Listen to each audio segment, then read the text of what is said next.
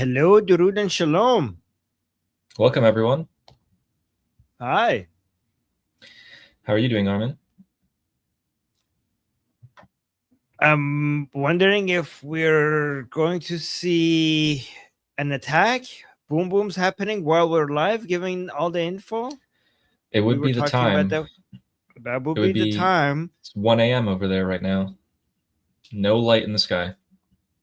No light in the sky. It's dark, and we're getting a lot of information from Israel right now, suggesting that an attack is coming soon. So it could happen potentially within the next 2 hours while we're live, guys.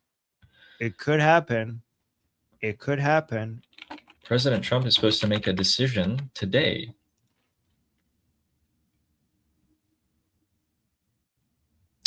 Where are you getting that from? Senior White House officials apparently told different media outlets when they're reporting it. Now, I don't put a lot of weight onto these statements personally because I think that the decision's already been made. But because Really? a lot of You think people, that? yeah, a lot of people in his cabinet don't know these things. I don't think he 100% trusts everyone. So, yeah, it's to his benefit for most people not to know until it actually happens.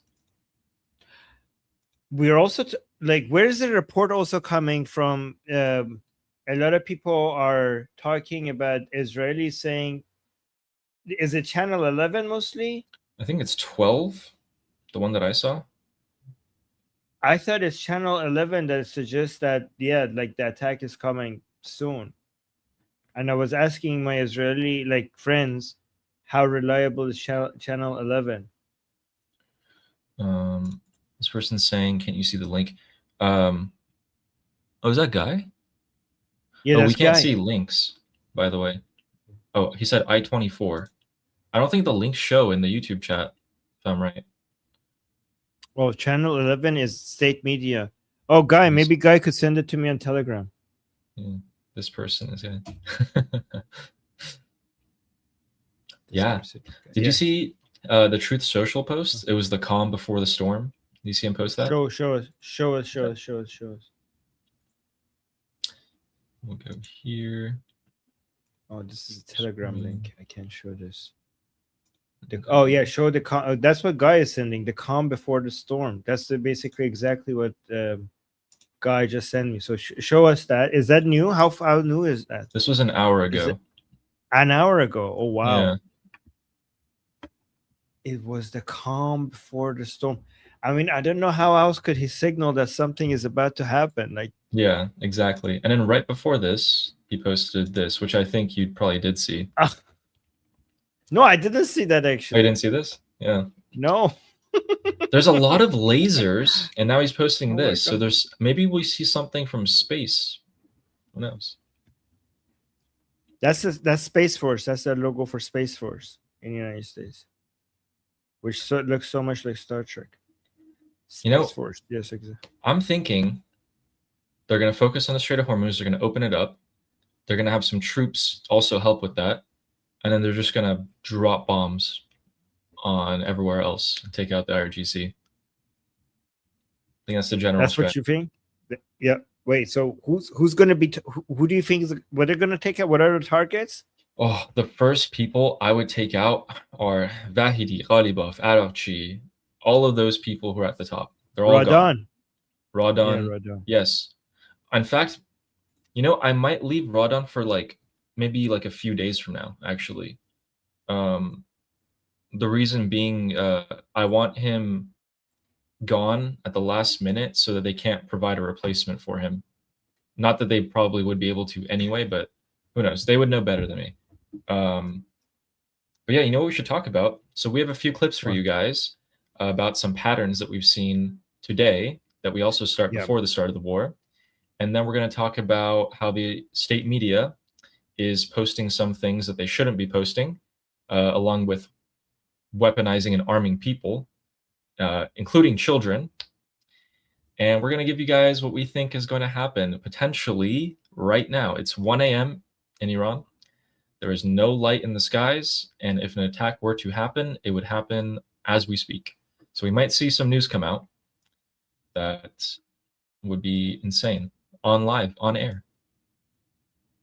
Anything on the pizza metric on Pentagon ordering pizza? It's up. It's up. It's up. Okay, it's up a that's it. lot. That's it. It's happening tonight. It's happening tonight. Okay. But before that, I wanted to show you. So we all heard that we had the Iraqi commander in Hashd al-Shabi. We had him captured, and we have another picture for you guys that you're going to enjoy.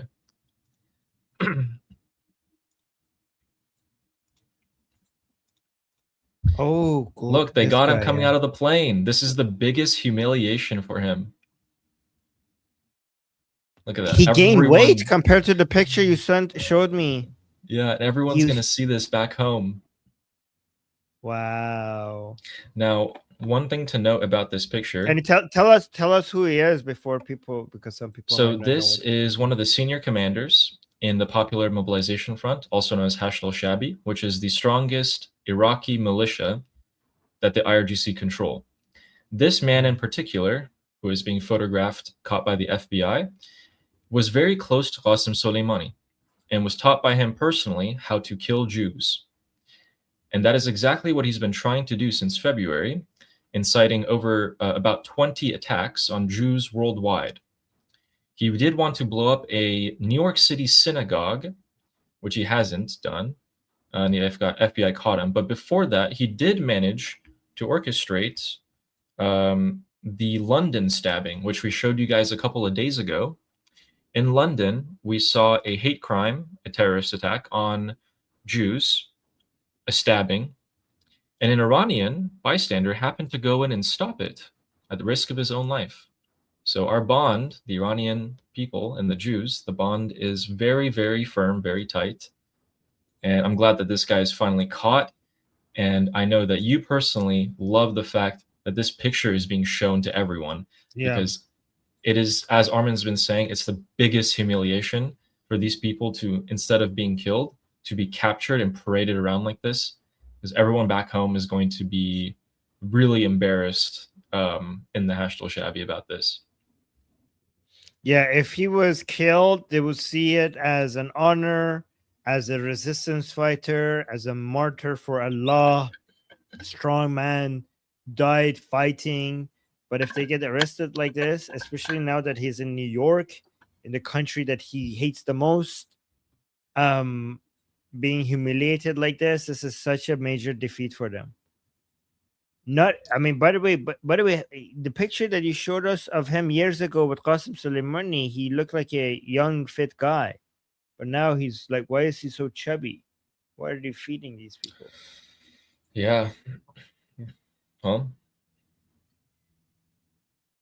we'll see. He might lose some weight, I guess, in prison. But speaking of people who are afraid or not afraid of dying, do you guys remember when we showed you the clips yesterday of them arming or trying to arm people on state media, trying to show them how to operate an AK? Those people were wearing face masks. So it's funny that these people are afraid of getting the common cold, but they're not afraid of dying for Islam. I don't know what kind of logic that is, but we're actually going to go ahead and show you guys a clip about this, which is truly what insane. The hell? Wait. We should go to the. Don't escalate. So maybe we should show the clips that you found yesterday before, right after we finished the live, and then we go to this one, because holy hell, like we went from guns on state TV to all of a sudden RPGs on state TV. Do you want to ease into it by showing the clips from yesterday first? Yeah, let's do it. I'm actually going to show my post. Yeah, okay, that's good. There you go. Great minds think alike. All right. Yeah. So basically, guys, what's been happening, and this is going all over social media, but yesterday we covered this as soon as it came out. Yesterday, in Islamic Republic state media, they started posting and putting images and videos of this. So you could tune in to any channel, pretty much, and you would see someone, again, wearing a face mask, which is bizarre, operating an AK. No, it's not bizarre.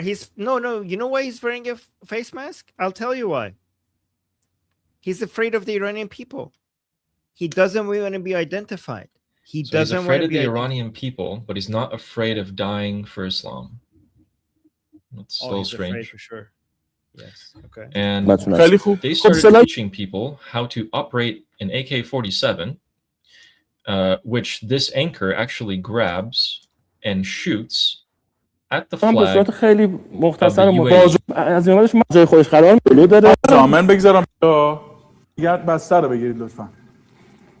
UAE. فشنگ افتاد یعنی نیازی برای بار بعدی سلاحشون رو با دستور بینندگان ترقان کنه. Well, he just shot that. Wait, he shot that? Wait, he shot that in the studio? Was that a blank? Well, his eardrums must be hurting. But YouTube, we have nothing to do with this. We're simply stating the news. Yes. We actually do not. YouTube, this is like guns are bad. Are guns bad? Is that YouTube policy that guns are? If YouTube policy is that guns are bad, then guns are bad. We're not telling people. This is not. Ali, show your hands. We do not. We are not holding any guns.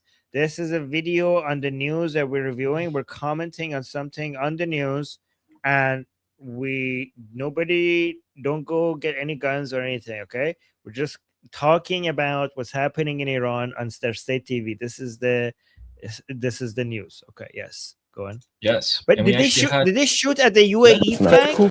He did shoot at the UAE flag. Yeah. Can you show? All right, let's find it where it is. Oh, maybe it was it here? No. Sorry, it's an 8-minute video, guys. So we're gonna have to find the exact clip at which he does shoot at the UAE flag. Yeah, I think he did just fire it into the ceiling. Okay, so it appears in this video it wasn't there, but I did show a video where he did actually shoot at the UAE flag. However, the most significant part, the macro strategy behind this, is that in this video, this lady in Farsi is telling people to head to the city centers where they can pick up their own personal state-issued AK-47. So what does that mean, Armin?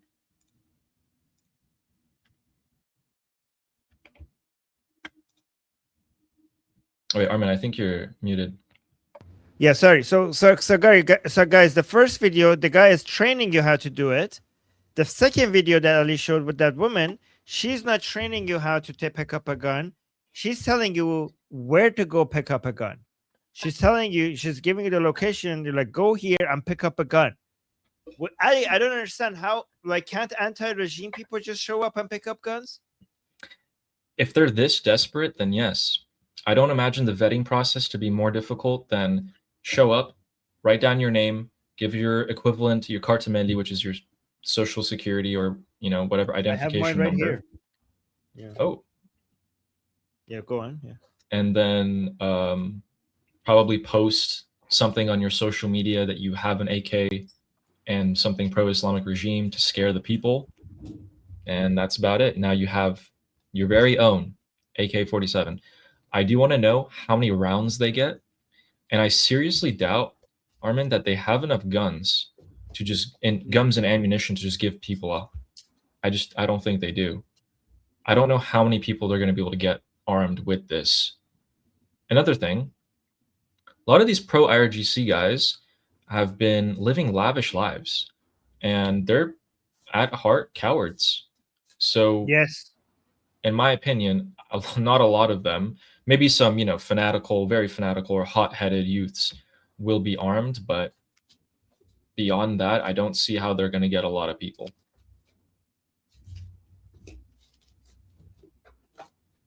Oh, I found 2 cards. Look at this. Oh, I found 3 IDs. 3 Iranian IDs. Wow. This one is my driver's license.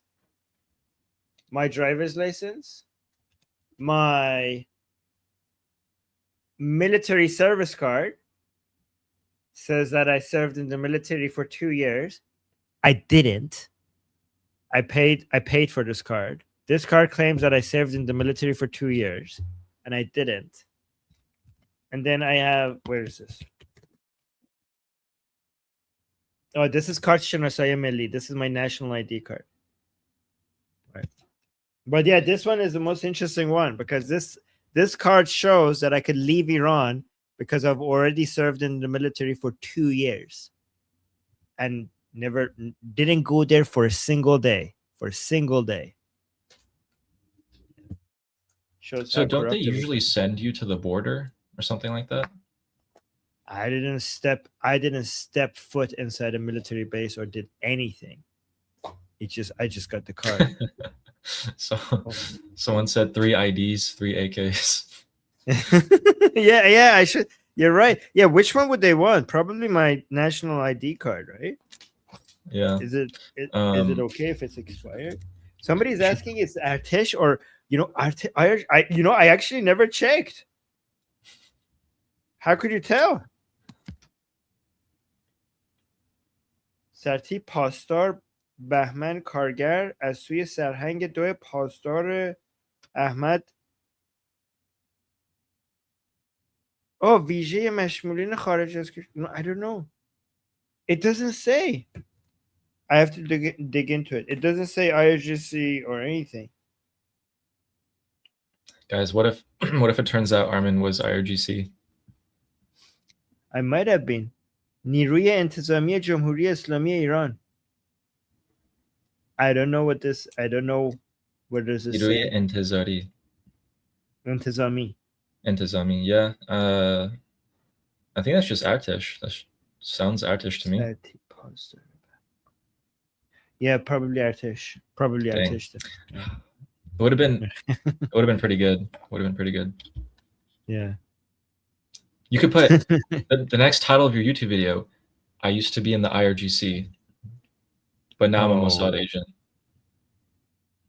I need to show this card to somebody and tell them if this is IRGC or Artesh. I hope it's IRGC because that would be so cool. I am ex-IRGC. Turned Mossad, yeah. So, yeah. Oh, your card is for police? Oh my God, I got the okay, so Vashi is now telling me it's the least cool card ever. It's just for police duty. Neither Artesh or IRGC, just police. Okay. There's three. Oh, so there are 3 places that you could do your military service: Artesh, IRGC, or police. Mine is neither Artesh or IRGC. It's just police. Damn, I got the least from all 3. I got the least cool one. Okay. So, due to your expert opinion, what does this mean that they're trying to arm people, their own supporters? Well, my expert opinion is right there. So, right, it's right on screen. So, you want to read that? Yeah. So, I share the same opinion as Armin. Yesterday. Yeah. Okay. Yeah. So, for those of you that weren't there, what this means is that the IRGC thinks that an uprising from the Iranian people is about to happen, and that the internal intelligence that they have told them this, so they rushed to spread these weapons out and distribute them amongst their own supporters. What else does that mean? Well, it means that they don't have enough people. Why else would they need to do this? In fact, we've seen them repeatedly raise the age required to be in the IRGC, lower it to child soldier levels, then bring in militias, and then call anyone's, like if you're in the IRGC, call your cousins, call your uncles, your friends, bring them to man checkpoints, and finally this. And in fact, we have direct evidence that they are using child soldiers, which is nothing new. They did this in the Massa uprising as well, which we will show you in a minute. But guys, would you ever have thought just a few months ago that we would be forcing them to this, they're on their last legs. They've been forced this far back that they are giving out weapons to anyone. how hard would it be for someone to just act like they are IRGC, just say some stuff in Arabic, boom, here's your AK-47. You go home, the IRGC themselves will teach you how to use it on TV, and then that's it. You're all ready to defend the Iranian people. Yeah, and I think everybody's thinking that big, like really big things are about to happen, right? The Israelis are, based on what they're saying on Channel 11, they think big things are about to happen. Trump just posted a whole bunch of memes suggesting that big things are about to happen. And the Islamic Republic, you know, giving people guns and now RPGs, you know, they're worried that something big is about to happen. So something big seems to be happening right now. We're not kidding. Like actual RPGs. Yeah, we'll show that next. Roman Viking is saying, just as a devil's advocate, they believe regime supporters are in the majority. That's why they think showing the training live on TV helps them overall. My counter to that is that just pure data-wise, there are more Iranian people than there are regime supporters. And, you know, this is being broadcasted to everyone. And they know it. And they're desperate. Yeah. They have no choice. I know that they're in the minority. And let me tell you how I know, Roman Viking. They have internal polling that they don't release. And it was leaked. The Islamic Republic polls, like, has... and, you know, does studies on the opinions of the Iranian people, and that data is not meant for public release, and that information was leaked to the public. Islamic Republic's own data shows that they are in the small minority, and this was years ago, and it's even worse now. So they know they're in the minority. The regime knows. Yeah, they know. They know, and they're scared, and that's why they're doing this. Yeah, I mean, if they thought they're in the majority, why they're panicking? I mean, if here's a question: if they think they're in the majority, why cut the internet? Right? Why cut the internet? If they think they're in the majority, why not deny a referendum? Like, why are they denying a referendum? The Iranian people are like, oh, like they have been chanting, like, let's hold a referendum, see if you guys are actually, you know, that as popular as you think you are. They deny, they don't hold a referendum. They never hold. They're against holding a referendum because they know they are in the minority. They know it. Yeah. So, yeah, get your eyes ready, because we're about to show you a clip that I couldn't believe. I couldn't believe when I watched it. Yeah, this sounds insane. What the hell is this? این روزها دوباره مسجد قلب تپنده محله ها شده و محور آماده سازی مردم برای مقابله با دشمن آمریکایی صهیونی. با خانواده‌ام اومدیم، حتی با نوه‌هامون ما اومدیم. هممون باید این سلاح رو یاد بگیریم برای دفاع از کشورمون. حتی اگر شرایط جنگ هم نباشه، یک کشور باید همیشه برای مقابله با خطرات احتمالی دشمن همیشه باید آماده باشیم. اصل حضورمون هم توی این جلسات به خاطر کسب آمادگی دفاع از ایران و کشورمون و نظاممون. اون چیزی که برادران لازم دارن تا در واقع در کنار اون عقیده‌ای که دارن به کار بگیرن تا دشمن متجاوز به در بکنن، آموزش میدن. مردم داوطلبانه نامنویسی کردند تا در دفاع از کیان پیشتاز باشن.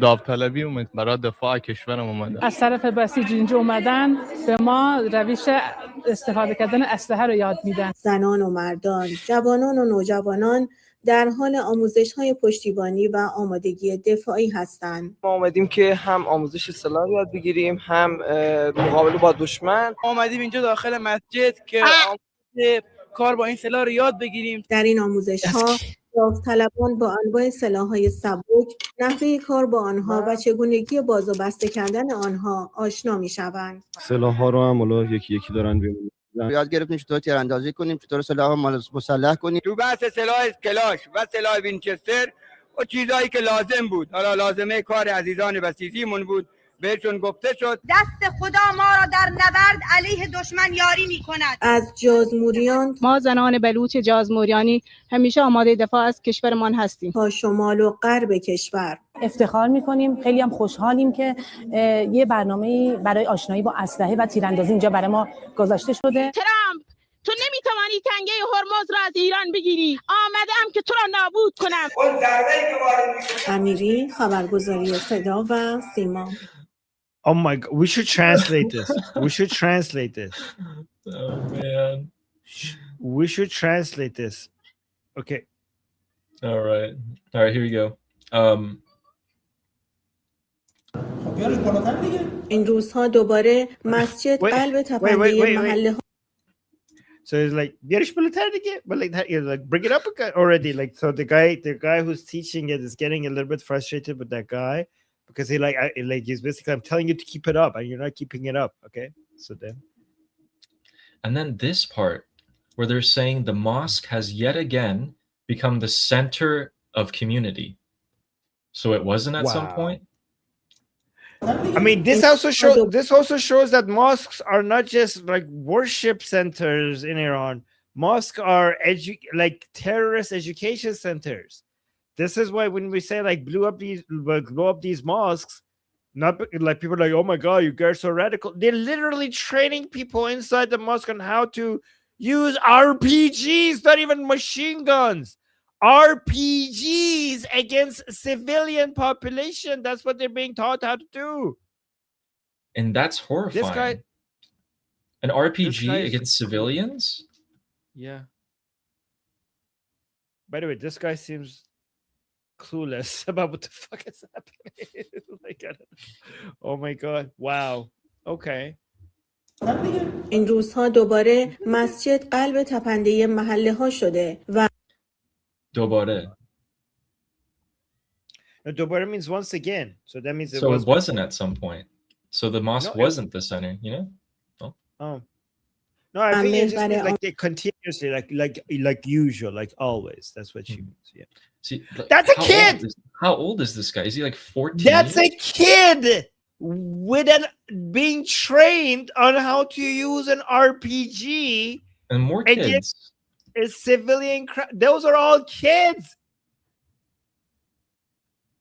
آماده سازی مردم برای مقابله با دشمن آمریکایی صهیونی. با خانواده‌ام اومدیم، حتی با نوه‌هامون ما اومدیم. Wait, so she's the presenter was saying that once again they're being trained on how to fight the Zionist and American enemies, which means the Iranian people, by the way. Don't think like when they say American Zionists, the context is that they consider the Iranian people who do an uprising against the regime to be Zionist American agents. Yeah. Listen to this. مادم اومدیم، حتی با نوه‌هامون ما اومدیم. هممون باید این سلاح رو یاد بگیریم. Wow. She's saying we came here with our children and even our grandchildren because we all have to learn how to use these weapons. Even the grandchildren. برای دفاع از کشورمون. حتی اگر شرایط جنگ هم نباشه یک کشور باید همیشه برای مقابله با خطرات احتمالی دشمن همیشه باید آماده باشیم. You know what he just said? He said even if there isn't war. So you know what this is telling me that in the future they're thinking if we survive, if we the Islamic Republic survive, we are going to arm all of our supporters. And they're all gonna be like a sort of police. Yeah.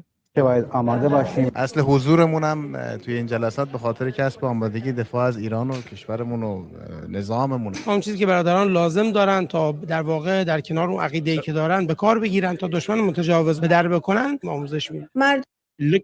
By the way, look at this. So first of all, they're saying like, oh, we need to learn this to defend our country. We're teaching them how to fight the enemy, fight the invaders. But look at this: on TV, the soldier, right? That guy was wearing a mask, right? And now they're showing the faces of the people who are training, but this guy who's there to train them, they're not showing his face, right? So they look how cowardly these armed forces are, right? The reason, guys, why don't they show their faces? Are they afraid of the Americans identifying them or the Israelis? They're afraid of the Iranian people figuring out who he is and knowing, like, oh my God, that's Bagher that in my neighborhood. Let's go pay him a visit. They're afraid of the Iranian people. And they're willing to show the faces of the children and the men and women in the mosque being there to train to fight the population. But the very people with the uniform, with military uniform, whose their job is to actually face the enemy, as they say it, they don't dare show their own faces. Isn't that insane? But guys, trust me, they're not afraid to die for their faith. مردم داوطلبانه نامنویسی کردند تا در دفاع از کیان ایران اسلامی پیشتاز باشند. Wait, what did she just say? So they say the people volunteered their names so that they could be at the front lines when it comes to defending the country. Okay, so they have registered who they are to get this training and these weapons. Okay. طلبی اومد برای دفاع کشورم اومدن. از طرف بسیج اینجا اومدن به ما روش استفاده کردن اسلحه رو یاد میدن.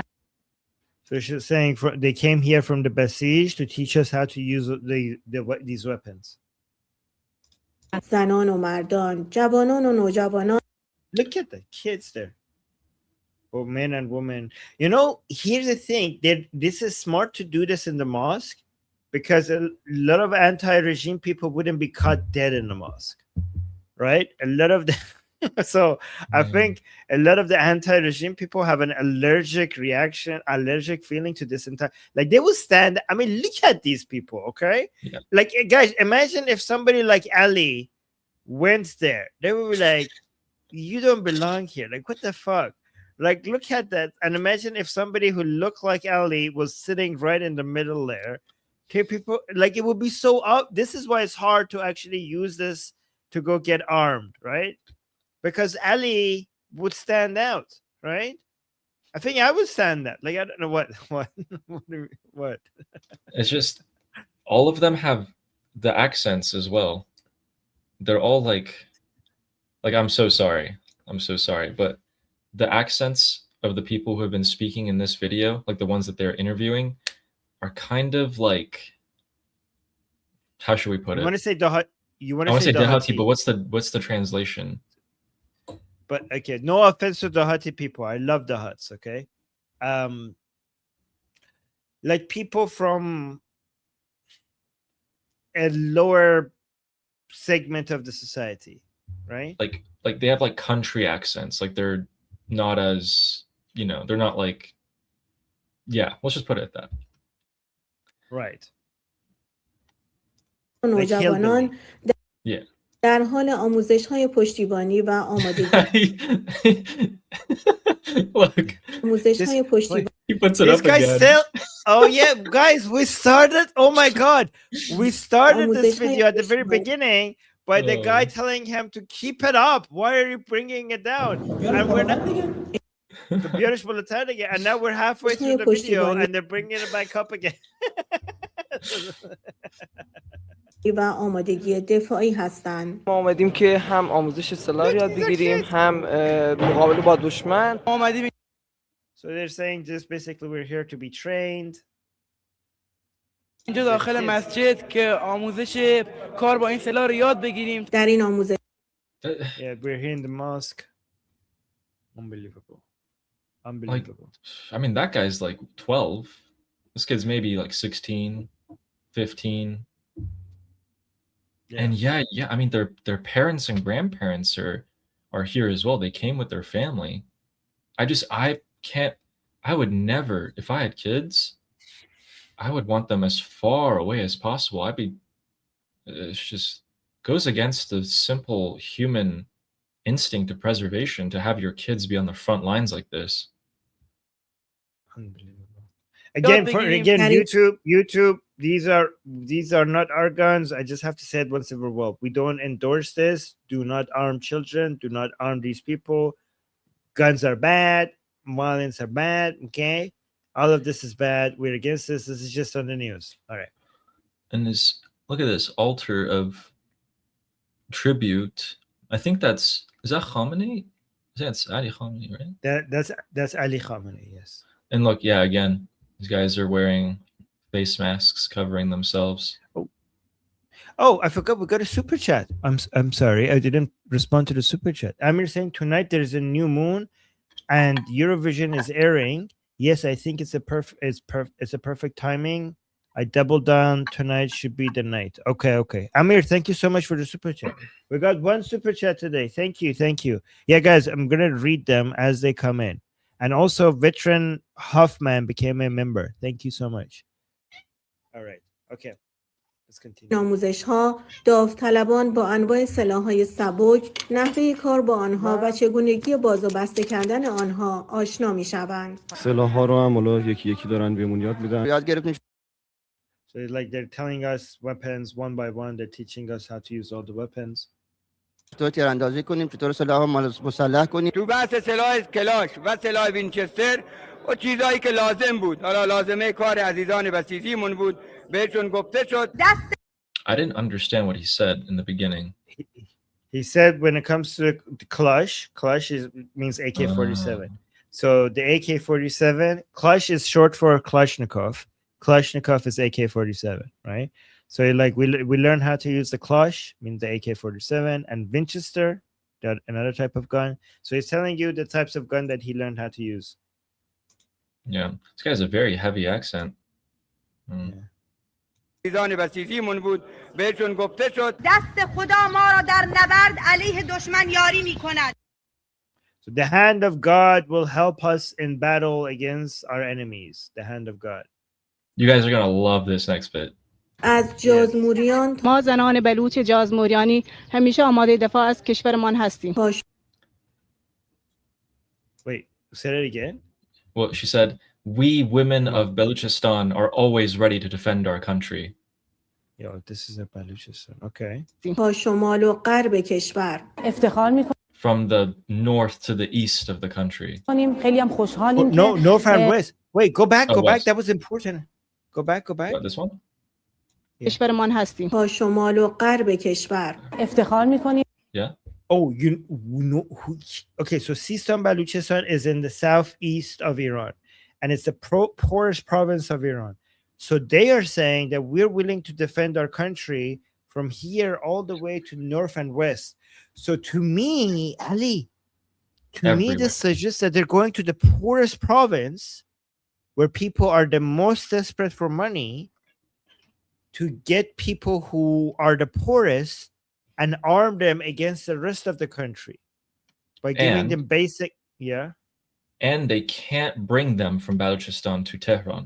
They have to have them armed in Baluchistan, which is largely untouched anyway from bombings or anything.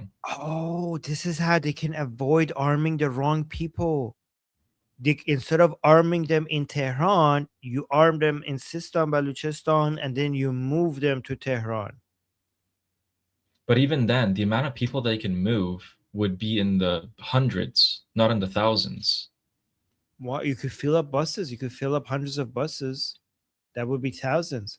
That would be in the tens of thousands. Do you think they have they would have to feed them. They'd have to house them. It's so cheap compared to Hashd Shabi militias. It would be dirt cheap. These are not trained soldiers. They're based. This shows that they're running out of money. That they can't afford militias like Shia militias. That they're basically saying, like, you know what? As long as you know how to point and shoot, that's good enough. Let's go. Okay, then U.S.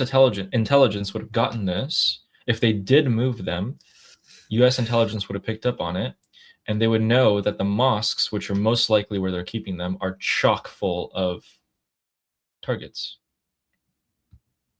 They're not going to bomb mosque because these are still considered civilians. They're not going to bomb the mosque with kids inside.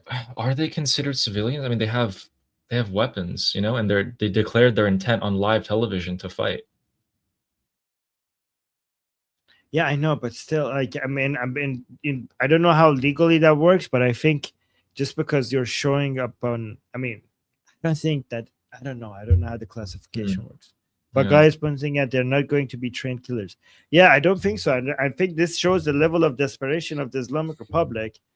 That how, like, if this is what they're resorting to, it shows that they're running out of options. They're running out of options. Also, Mazi was bringing up a good point. Baluchis hate the government. They're always fighting IRGC. Guys, Sistan Baluchistan is like, there has a lot of people. Okay, so you will be able to find all sorts of views there. Okay, you will be able to find anti-regime people, pro-regime people, and people who are not very political, but if you pay them, they'll be like, okay. I mean, the number one type of people that you're going to be able to find in Sistan Baluchistan is poor people, very, very poor people. Right? Yeah, money goes a long way. So when it comes to being anti-IRGC, the vast majority of the people everywhere in Iran are anti-IRGC. It's not Sistan Baluchistan. Like you're saying, the most people in Sistan Baluchistan are against IRGC. That describes all over Iran, not just that province. Okay. But the only difference is that there are also a lot of poor people there. Well, President Trump is posting a lot on Truth Social, but it's all about his visit to China. But I'm keeping an eye to see if we have anything interesting come up. افتخار می‌کنیم، خیلی هم خوشحالیم که یه برنامه‌ای برای آشنایی با اسلحه و تیراندازی اینجا برای ما گذاشته شده. She's saying we're proud, we're so happy that we have a program here that they have for teaching us about weapons. And that lady behind her, by the way, is showing some hair inside a mosque. Oh my God. Inside, she's showing hair. She has makeup and she's showing hair inside the mosque while being trained by the Basijis on how to use a gun. Also, are these scarves? They're kind of green. Are they new? No, they're kafiyas. I haven't seen the green version. Maybe they identified them. There's all sorts of colors. There's reds, there's black, there's green. All right, this next clip. Oh, this next clip you're gonna love. ترامپ تو نمیتوانی تنگه هرمز را از ایران بگیری. آمدم که تو را نابود کنم. Oh my God. She said, Trump, you will not be able to take the Strait of Hormuz from Iran. I am here to destroy you.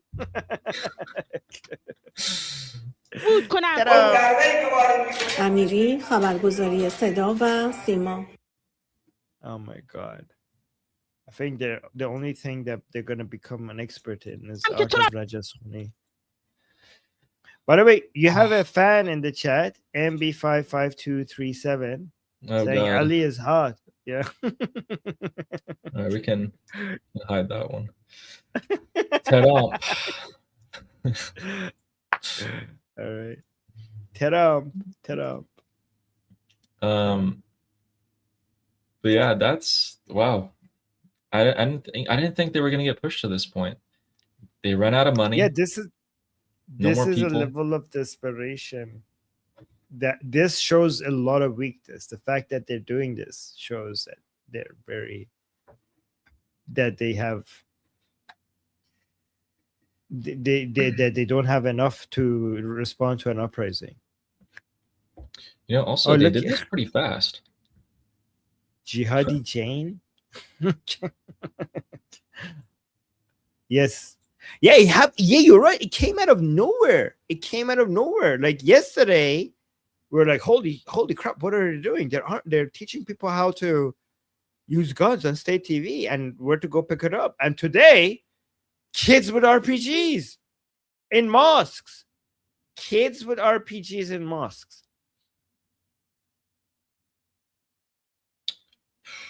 I guess they were planning it for a little bit then. Maybe. Yeah, they're not actually. The guy is pointing out they're not actually trained. Sure. Which makes it even worse. They're putting children at risk. Guess. Also, I mean, look at her gun. It's just like an old hunting rifle that I think her family owns. They probably brought their own weapons. Yeah, look at that gun. It's so. I don't know. No, this she's going to single-handedly save the Strait of Hormuz and destroy President Trump. She's gonna try to take a crack at President Trump. Yeah. Yeah. But speaking of other, but you know, I have a question. I know Guy is saying they're not trained and all, but honestly, like, does it take that much to be able to suppress a crowd of unarmed people? Like, how much? Like, if you have a whole bunch of people with AK-47 that learned how to use it yesterday, like, if you have a crowd of Iranian people do an uprising, protesting, and they're unarmed, and you have an AK-47, like, isn't just point into the crowd and shoot all you need to know? Yes and no. I think Guy's right, because he's saying they will be far less. Wait, where'd it go?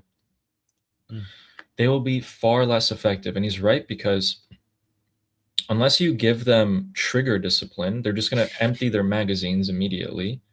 Also, when you're there on the street and the reality has faced you of, the shoot or be shot kind of mentality, I'm not going to say the exact words, but they're very much familiar with what happens if they are caught or if they do not fire and stuff like that. And adrenaline and fear plays a huge part. They might be able to reload and shoot an AK under zero stress like this, but when things actually happen, it's hard to say. Also, how many of them are given weapons? Because this is the Islamic Republic state media. They're going to show a scene that makes us think everyone's armed. How many of them are actually armed? How many bullets do they have?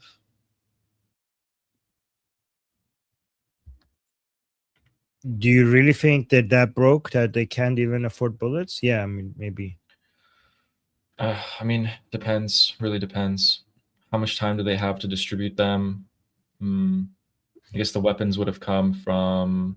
Oh, wait, what about this? What do you think about this? What if the place where they're taking these weapons from is the Artesh? And what if some of those Artesh commanders have maybe caught wind and are hiding the weapons or something, claiming that IRGC has already come and taken them, something like that? Someone who's already loyal to Prince Principality. No, they wouldn't be able to do that level of manipulation without people figuring it out. Yeah, it's pretty hopeful. Yeah. We got another super chat. We got our second super chat saying a receipt for accidental injury. Yeah, that's actually true. Stephen Risley is saying accidental injury. I think a lot of these people are going to shoot each other, and it's going to be messy. It's going to get really messy. That's a possibility for sure. Also running is like the way you're a good soldier is like pretty much determined by how much you can run as an infantryman. And I don't know about the fitness level of many of these people. Here's a question. How can the IRGC monitor all these people? The regime supporters? Yeah, actually, I mean, the people who are if they're giving guns to regime supporters, they're just releasing guns into the society without ever being able to track where the guns are going and to get them back.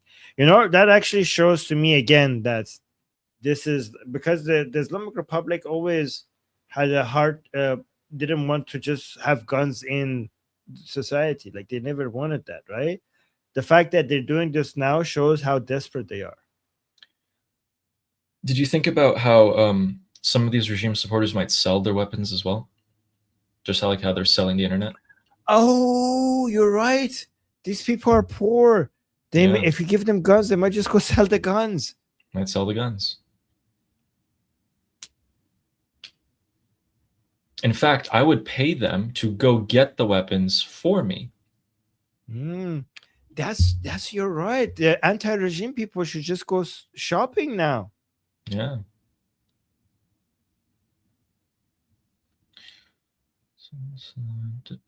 Someone Yeah, said, Casey is also saying maybe they're just using this as a shitty way to try and scare the Iranian from rising up. Yeah, maybe you're right, Casey. Maybe that is the tactic, is not to actually be effective at shooting at the Iranian people, is just to make the Iranian people think like, oh my God, like there's so many armed people now. Maybe we shouldn't go out. That's why they're saying that all across the country, we're everywhere. We're going to defend Iran. That is such a good point. Maybe just having this imagery on state TV, maybe that's just the entire point.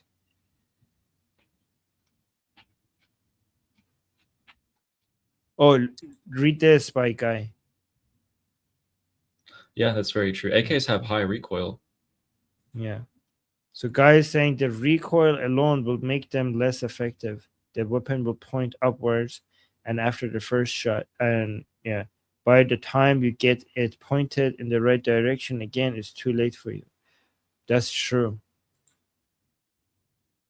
Especially the children.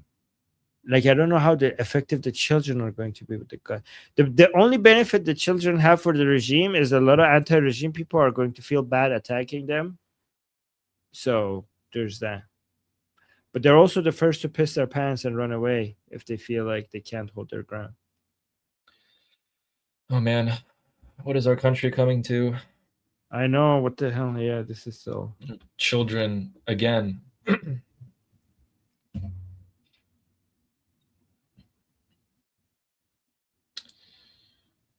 Someone said, oh yeah, Sarah said there was an earthquake. I actually forgot where the comment was. Again? Yeah, there was another earthquake today, another 4.5 magnitude earthquake. Where is it? That one. But it was in Mazandaran, which is on the Caspian Sea. It's in the north. There's also a theory, Armin, that I heard this, but like I really don't put any credibility behind it. They dig underground or like use a mine or whatever, and they put dynamite in there and blow it up, so people think that they're testing nuclear weapons or something. And I thought that was ridiculous, but I thought it was funny. Who said that? Is that true? People in Iran have been saying it, but I don't put any credibility on that. Oh, Mazandaran is my province. Yeah, that's also the Pahlavi family's province.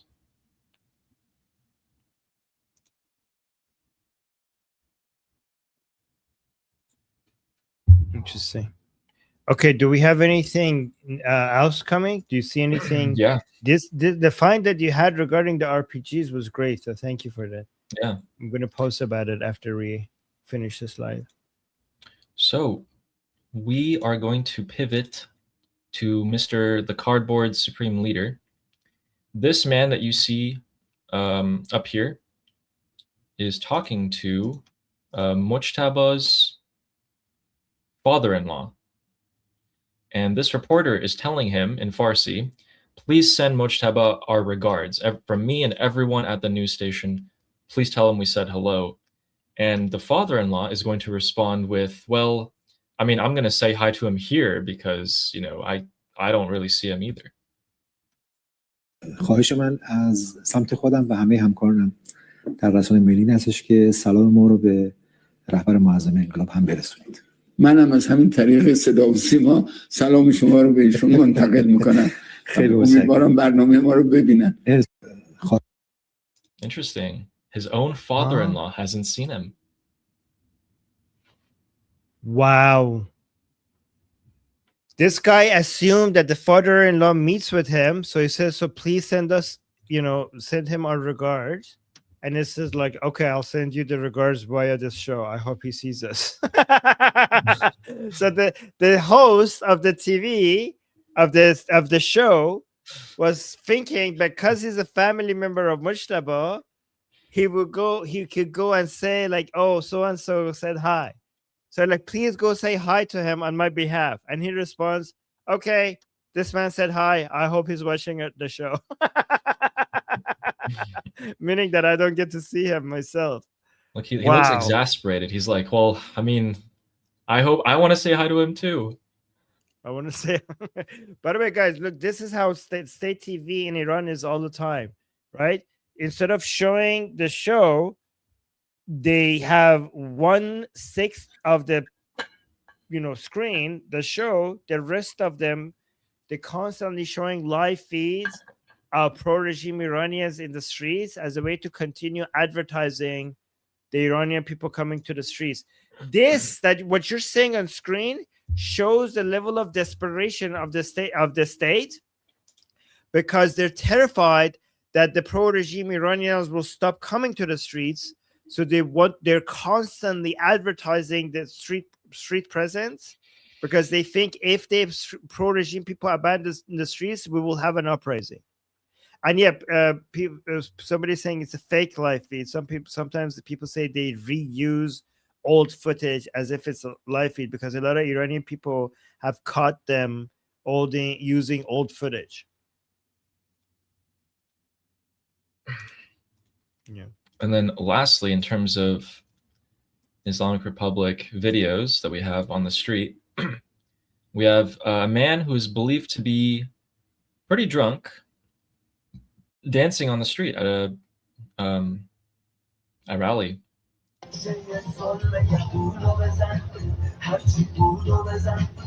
my God. Is he okay? What the hell? Yeah. That's the Boom Boom Tel Aviv song, by the way, guys. That's basically the song saying destroy Tel Aviv. He's dancing to it. I'm like, yeah, he looks drunk, but I don't know. Okay. Can't tell. Wow. Unprecedented times. Also, I wouldn't have said that. Like, that's a slip up on the state media of Mojtaba's father-in-law being like, well, I'm going to say hi to him. He should have just said, I'll convey your greeting, you know? But he's so annoyed that he can't even see his own son-in-law. I don't think normally they would air that. Did you see the crowd sizes of them in London and the Iranian people showing up to the Tommy Robinson's rally? I saw the speech that Tusi gave on that stage. I saw the crowd around the stage, but that was about it. Do you have a clip of it? Let me see if I could bring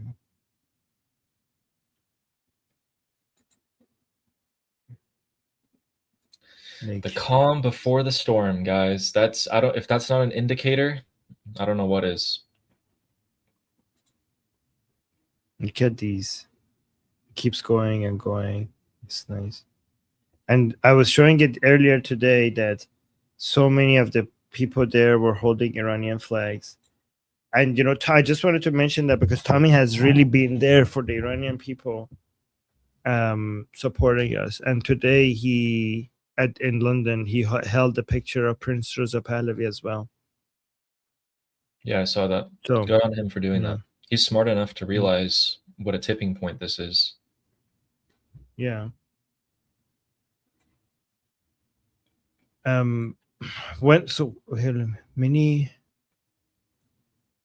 Many freight fuel aircrafts have been seen going in and out of Israel as of a few minutes ago. Guys, I think like it might I don't know, it might be tonight. It's correct. He's right. But on flight radar and other things, I've only seen like marginally more activity than like the past couple of nights. So I think I want to see more. But who knows? The planes that are actually going to operate, they will not have their transponders off, which means that they're invisible.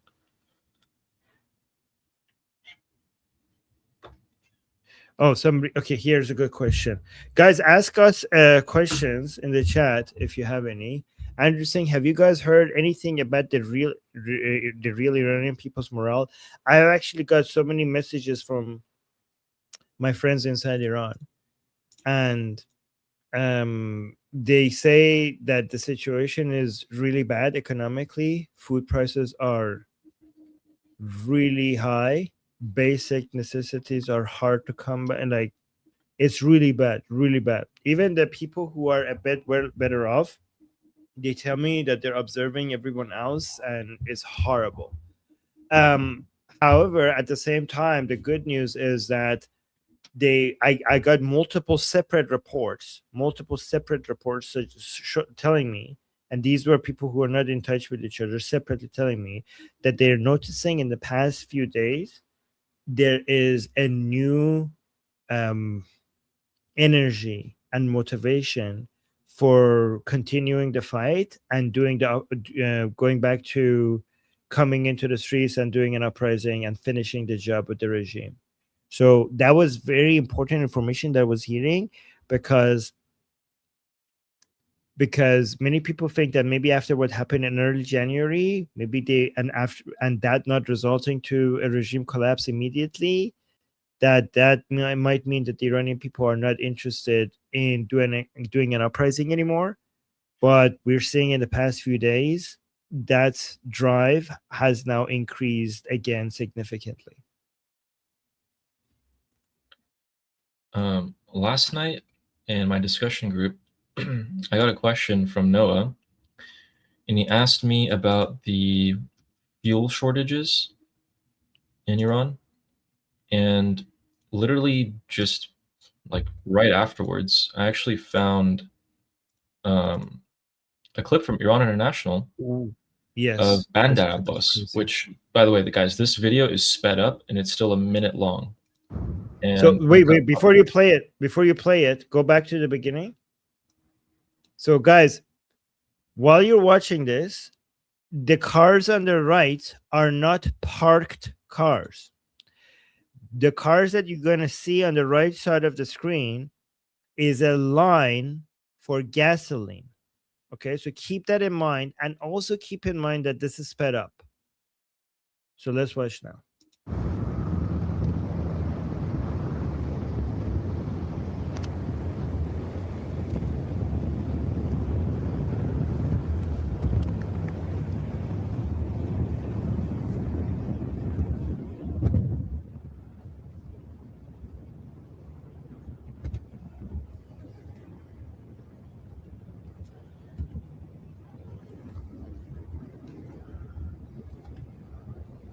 Keeps going, still not done.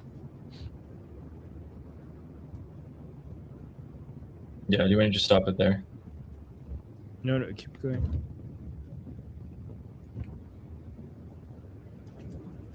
That's the line still.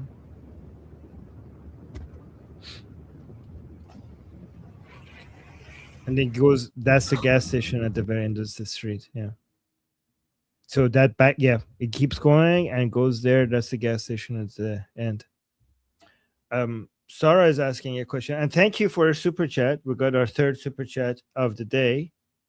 Trying to get to 10.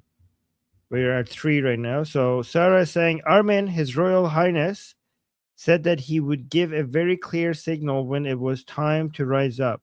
Do you think it will be public because then the regime will be expecting the people, or will it be covertly sent?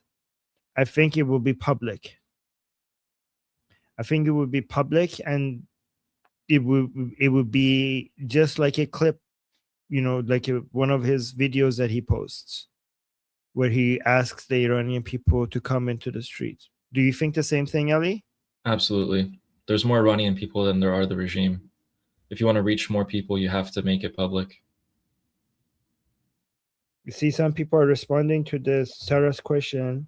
Vahshi is saying, depends on the circumstances, but what I believe he will consider all the possibilities, then give the order publicly. Yes, publicly as well, I think. And Michelle was saying, fair question. I was wondering if the people were being trained, how were they being told where to go to train?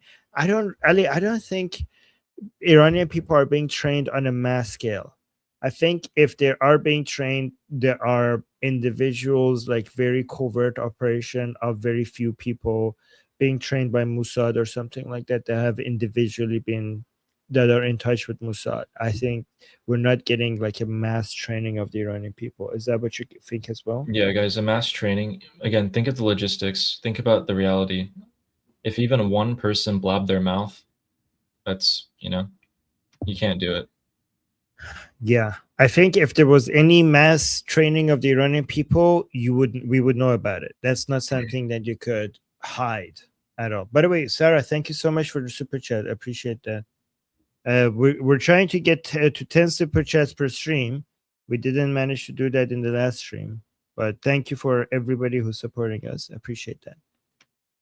And it's called, yeah, Javid Shah. Oh, here.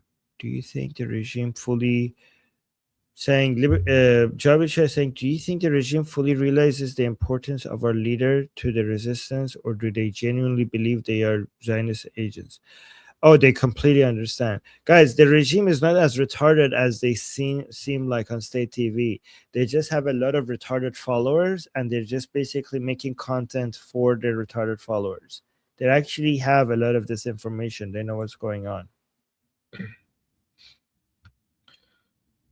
Someone said something about China. I'm trying to find that. There it is. What is the likelihood the IRGC would listen to China if they requested the opening of the Strait of Hormuz? How long do you think Trump will give to see if China takes action with the IRGC? First, I don't even think Trump asked China to put any leverage on the IRGC to open the Strait of Hormuz. I don't think the Chinese would even want to do that. And the likelihood of the IRGC listening to China if they told them is probably zero. So China has leverage over the Islamic Republic because they're the only source of, major source of revenue right now when it comes to selling oil and gas. And that's why when Trump was in China, I don't know if you saw it, but the Islamic Republic allowed a whole bunch of Chinese ships to go through just as a way to get Xi Jinping's feel like that, oh, they're gonna just to get on his good side. So they wanted to make sure that President Trump doesn't get China to put too much pressure on the Islamic Republic. So while they were there, they just allowed a whole bunch of ships to go through, Chinese. And I got the reports from Iran International saying that it was so easy to go through when President Trump was in China. It was so easy to go through the Strait of Hormuz. All you had to do is say that this is a Chinese ship, or the owners are Chinese, or we're selling to China. And if you told the IRGC we're selling to China, this is a Chinese ship, or anything China related, they would like go through. So that was the situation. Yeah. I wonder if they would hear like a Pakistani accent being like, yeah, we're Chinese. I would want to get out. You don't even have to say you didn't even have to say you're Chinese. You had to all you had to think you do, like you could say like we're owned by Chinese, or we're selling this oil is destined for China, and they wouldn't even check. They would just like go through, right? So this shows that the Islamic Republic fears China's wrath because they don't want because China is their only main customer right now. They fear it to an extent though, because during the negotiations where Trump was in China, they actually captured a Chinese ship, not an oil ship, but it was like a smaller ship that had like weapons and technology and surveillance equipment in it. And I think they still have it.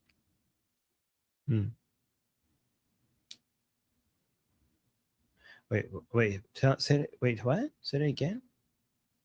Oh, there was a ship that the IRGC seized. It was a Chinese ship, and in the ship was basically an armory. Yes. It was weapons and equipment.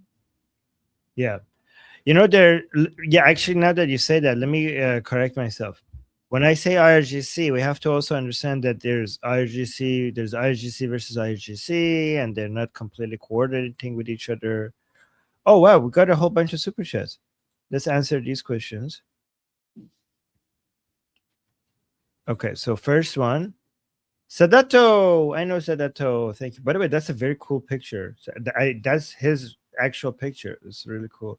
I don't know what he's holding in his hand. Is that a horse? But I think it's a silver horse. But he looks cool. So that's the thing. Once the call is given, what do you think are the keys to the success of the uprising? I'm going to sound like a broken record, so I'm going to let Ali answer first.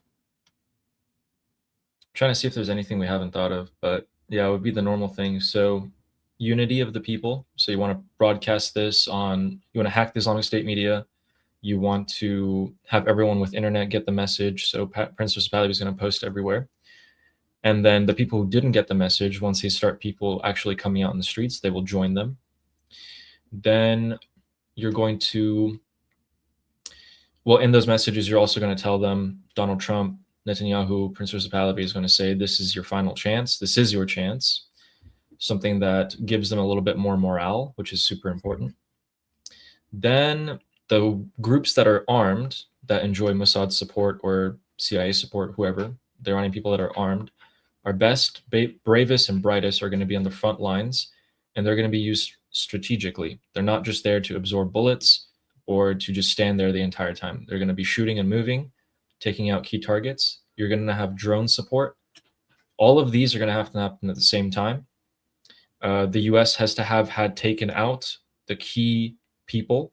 So people like Radan, which is the head of the police in the Islamic Republic, Vahidi, Arachi, everyone up there, all gone. All the key commanders are gone. All the bases that they've established during this time, gone. What else? Yeah. My answer, I have to be careful of how I answered it. So obviously my first answer is the keys to success is to arm the Iranian people. But I've said that so many times. But assuming they're not armed, the YouTube friendly version of what I think is the key to success, and you have to just read in between the lines of what I'm about to say, is that the Iranian people need to become a lot more radical about what they're willing to do. They need to do many things that they did not consider was necessary before. They need to become a lot more cruel and brutal. For anyone who doesn't know what he means, I'm going to allude to it in a way that also doesn't get us in trouble, but just think along the lines of why Prince Reza Pahlavi and President Trump have been saying, record the numbers and the people's names. Record everything about the people who did these things to you. Know who they are. Know where they live, for example. That's what Armin's referring to.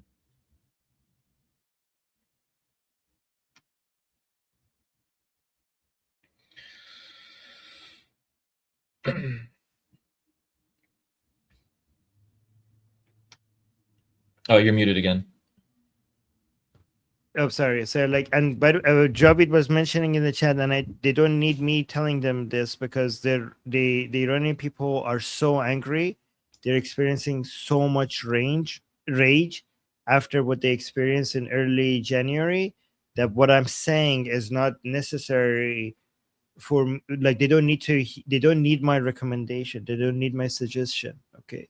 This is me not telling the Iranian people what they need to do. This is me telling you what the Iranian people told me they're going to do, right? The Iranian people, again, YouTube, I'm not advocating for anything. I'm just telling you what I'm hearing from inside Iran, okay? The Iranian people, every single person that I'm in touch with still inside Iran, they tell me that, Armin, in early January, we came out to protest. The next time we come out, we're not out there to protest anymore. We're out there to kill.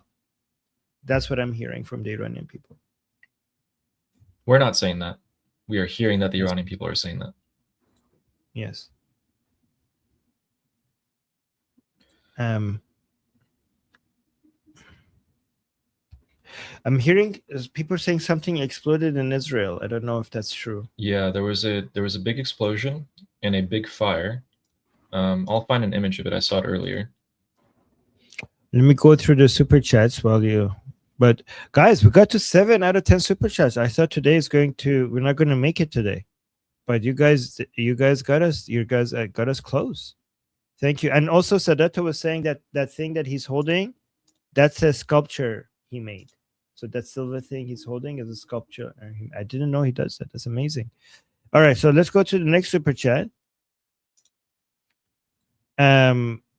Sarah is saying, fun fact, Armin, you look like my bro. Oh, wow. My kids call you Uncle Armin. Wow. Your kids know about me? Your kids know about me and they call me uncle. I'm uncle in a family, in a household somewhere that I don't even know. Oh my God. My kids call you Uncle Armin. Well, what an honor. And Ali looks like my nephew. It's very comforting to watch you guys, and I feel like I'm FaceTiming family when you're streaming. Love you both. Wow, that is so sweet. I love that. Oh my God, yes. Okay, Sarah. So we're playing on the Sarah's TV okay. and the whole family's watching. Yes. Amu Armin, exactly. Amu. Wow, what an honor. Thank you, Sarah. That made me smile. That made me smile big.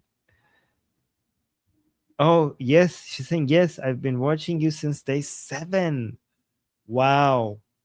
Well, thank you for being with us all this time.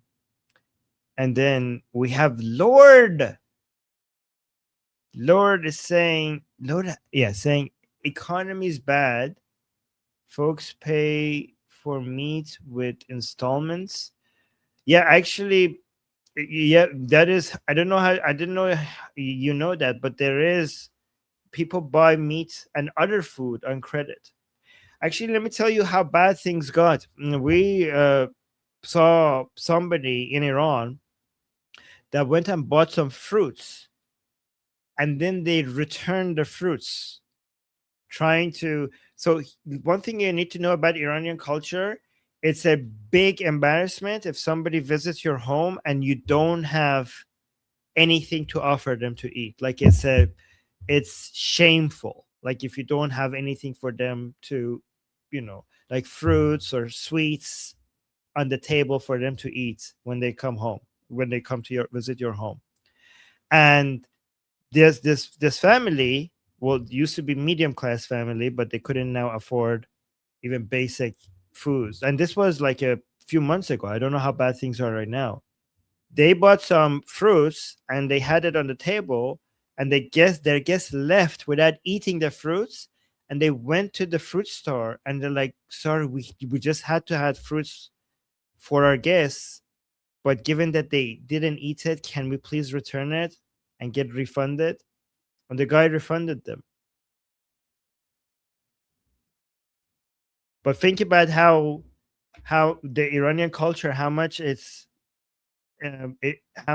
guest oriented, like how hospitable it is, that even though this family couldn't afford the fruit, they still felt like they needed to go buy the fruit just to be able to have it in front of the guest. And also, guys, a lot of videos that you're seeing from Iranian people telling you that their fridge is empty, is shocking to see, because Iranian culture doesn't like to show you struggling financially. You know, Ali, what I'm talking about? Yeah. Like, this is a source of shame.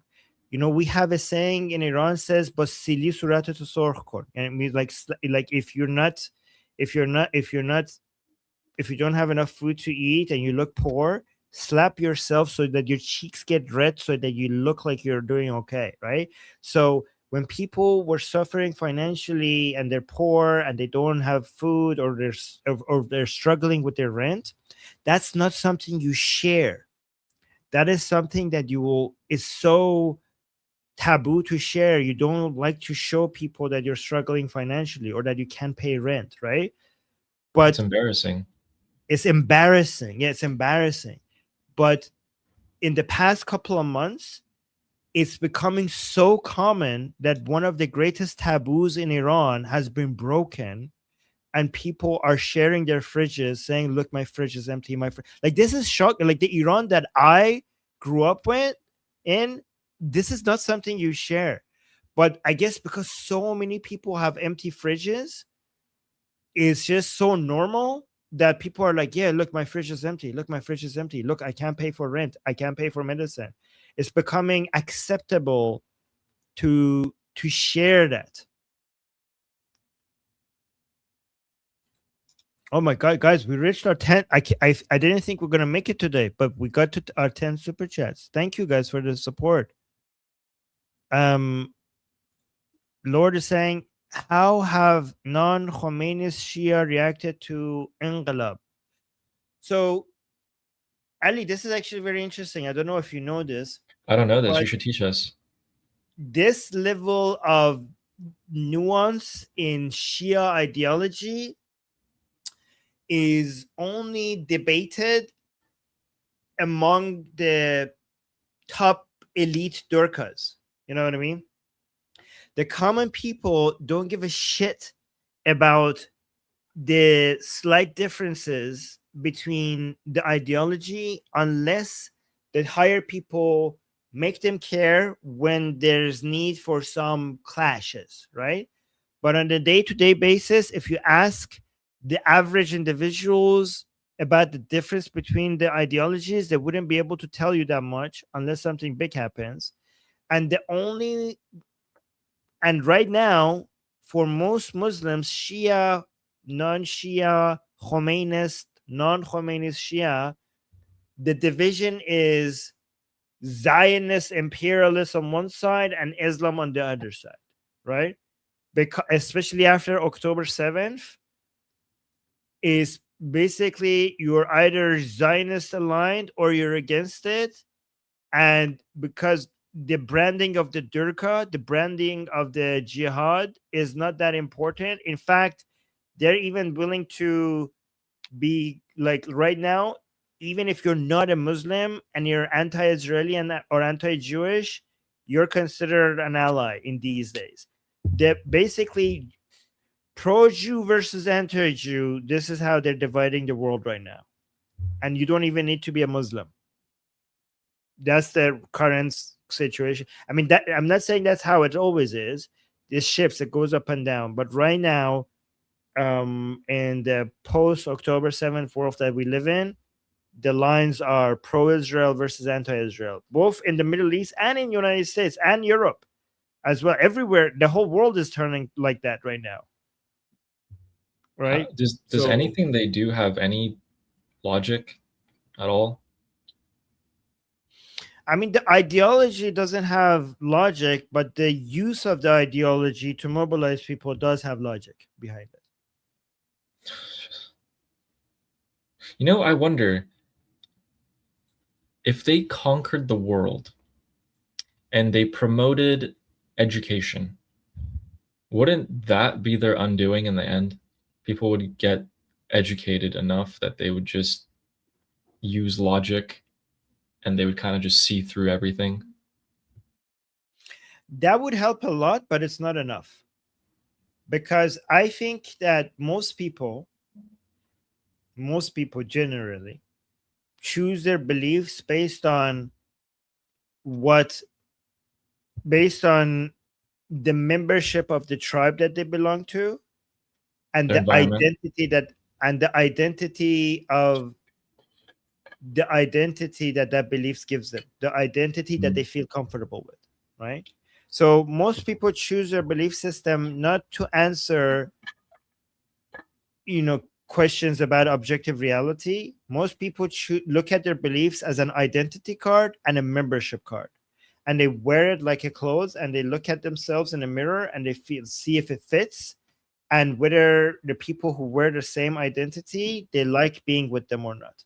And usually people are comfortable with the people who they grew up with as the tribe to belong to. You know, I've always viewed that as the exact problem.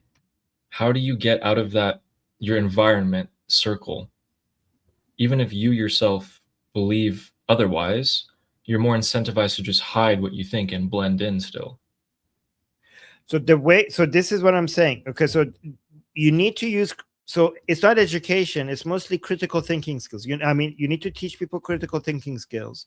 And that has, I think that's 10 to 20% of the job, right? But for most people, that would not work. for most people, you need to give them an alternative tribe and an alternative identity, right? And advertise it as a superior identity and a superior community to belong to. And I always think that the best alternative to religion as a to compete with when it comes to identity and membership to a group is nationalism. So you need to you need to make nationalism, you need to sell it emotionally. It's not just logical. You have to make people feel good expressing patriotic views and enjoying hanging out with fellow patriots. That's how you do it. Which is why Iran is not like Afghanistan or Libya or Iraq or Syria, and it will succeed. We are Iranian first. This is why it's easy for Iranians to leave Islam, because historically we have been very patriotic, and Islam just doesn't fit very well, because we like our Iranian identity cannot be competed with when it comes to the Muslim identity would not be able to compete with the Iranian identity, right? That's why it's so easy for Iranians to leave Islam. In fact, that's actually the main strategy that a lot of other groups are using. I mean, Tommy Robinson's using that strategy as well. Exactly. Yeah. All right, let's go to this one. Mark of Reality saying, thank you for the super chat. Appreciate that. Saying, how do we get weapons to the right people? YouTubers run fundraisers for the Ukrainian army all the time.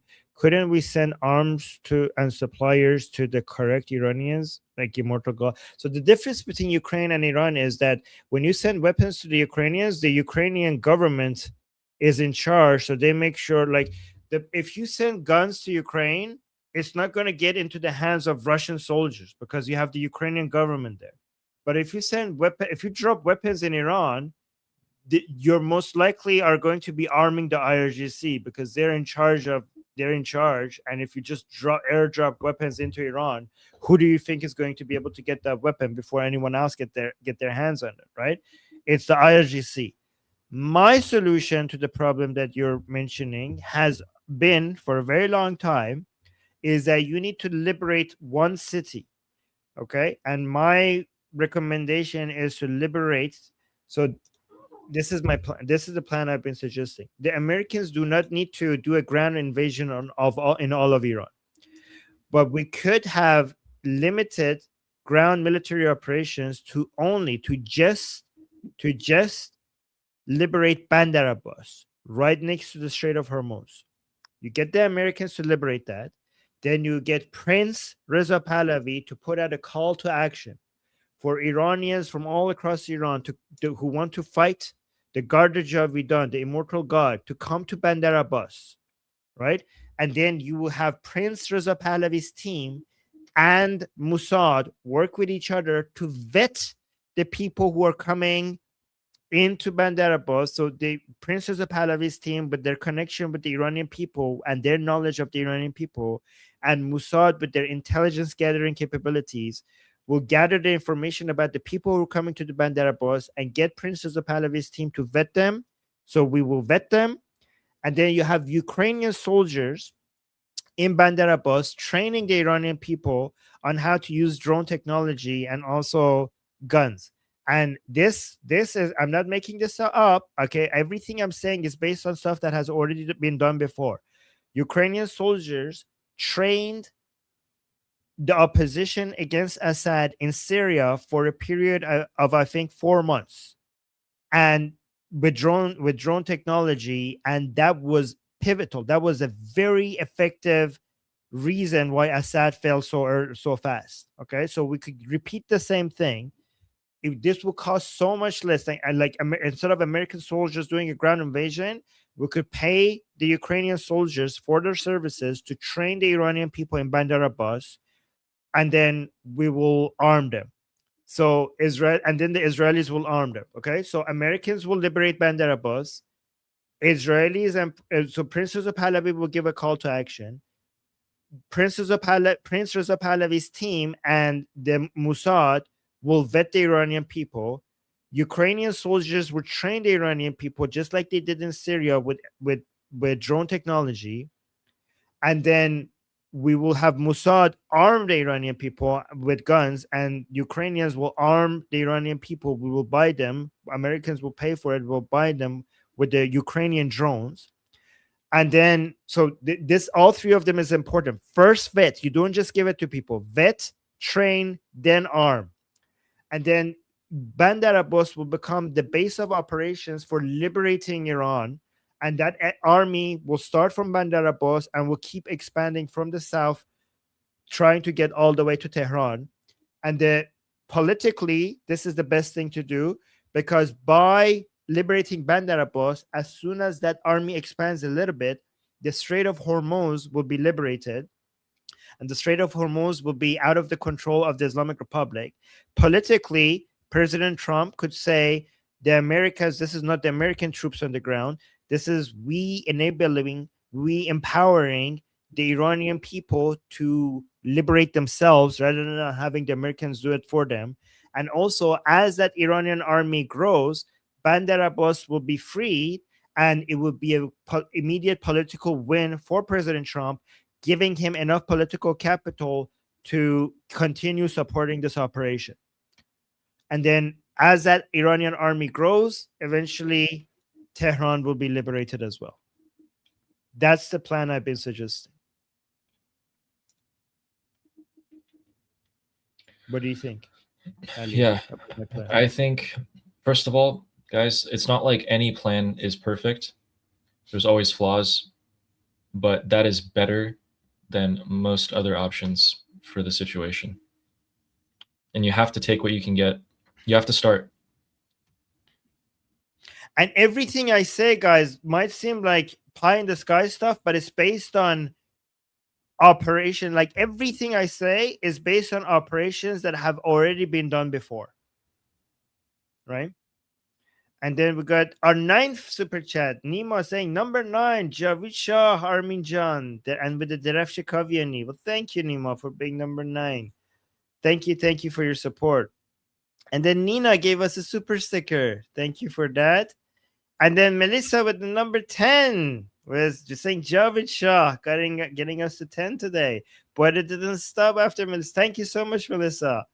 And then we have Bill saying, don't you think a lot of the IRGC will run away or have already to Russia or Afghanistan or somewhere? Ali, what do you think about this? I think most of the people who would have run away already ran away. And we did see a lot of them going to Afghanistan and other countries. The ones who are there right now, they're there to stay. I don't know. I think like when shit really hits the fan, there's going to be a whole other waves of people running away. Hopefully. I just don't think they can run away to Russia or Afghanistan because they don't have the resources. They're going to be running away to, I don't know, their mom's house or something. Yeah, like, guys, when they run away, there's no organized, they're not going to like regroup in Afghanistan or regroup in Russia. They're just going to flee wherever they can. Have you listened to the song Surut? No. Surut. It's at the beginning of, the Iran Revolution Live. We play it sometimes. It's such a good song about the revolution. I probably know the song, but I might not know the name of it. Yeah. So it's by Fadoi, right? And there's a part of the song that tells the regime supporters, the regime fighters, that your leaders are going to basically be able to run away like Assad did, but you're going to be stuck here with us. Like once the regime falls, the person who's commanding you to kill us, he's going to be able to run away from us, but you will be stuck here with us. Yeah, pretty much. Yeah. And also, I think that the people who have stayed, the IRGC who have stayed, maybe 10-20% of them will run away. Hopefully more. Yeah. But the ones that stay, they got to go. You know what I mean? Yeah. They got to go. Yeah, this is a Rorschach quote. You're in here with me. That's a threat to the regime fighters that we're going to fuck you up because you have nowhere to go. I have Okay. I have some. I'm going to give you guys just a quick update on more stuff. So, in terms of flight radar stuff, a lot of the military cargo planes have left the Middle East, which means that they've dropped off everything that they needed to drop off and are now returning to Europe to either stay there or pick up more equipment. And that's an unusually large number of C-17s. There's huge, massive cargo planes for the United States Air Force. Seems like none of them are going back today. Additionally, a lot of planes have picked up from the United States, including 2 planes that send intelligence directly to the President of the United States, who is right now in the Trump National Golf Club as of about an hour ago. Oh no, it seems like he left an hour ago. Sorry. So we don't know where he is right now, but he was at the golf club earlier. Additionally, people in Dubai are reporting that there's an Apache and Black Hawk helicopters near the UAE desert, and they are showing up, some of them, on flight radar. You pronounced Dubai in Persian. You said Dubai. Dubai. Oh yeah, Dubai. Sorry guys. Dubai. Dubai. That's Dubai. the Persian. By the way, that's the Persian way of saying Dubai. But yes. So that's everything that's going on. That's everything that's going on militarily. We have the video for you of the explosion in Israel, and additionally, Prince Reza Pahlavi had his tech summit today, where he talked in front of the camera for I think like about 45 minutes to an hour with a bunch of other tech CEOs and Iranian tech people, influencers and such. And he stated something that was very hopeful. Basically, he was talking about that Iran has everything it needs to become a global tech powerhouse. We have the brains, we have the young people, and we have the potential because we're starting over. And the only thing standing in the way is the Islamic Republic. He said that complete regime change, strong democratic institutions, and a prepared transitions are the path forward, and that the future of Iran belongs to its people.